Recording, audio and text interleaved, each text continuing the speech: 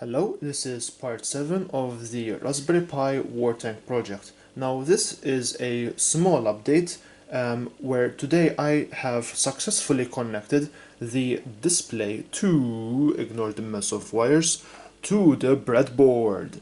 Alright, so the code is not currently in the main program.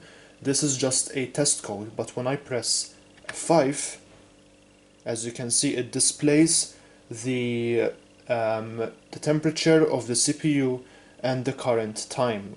So current time of it being of the recording.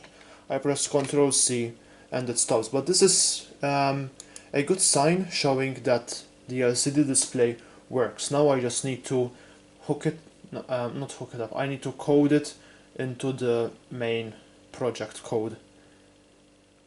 So that will be for next part. So yeah, next part, when the joystick moves, the display will display the movement of the joystick. So yeah, that's about it. I will see you in the next part. Bye!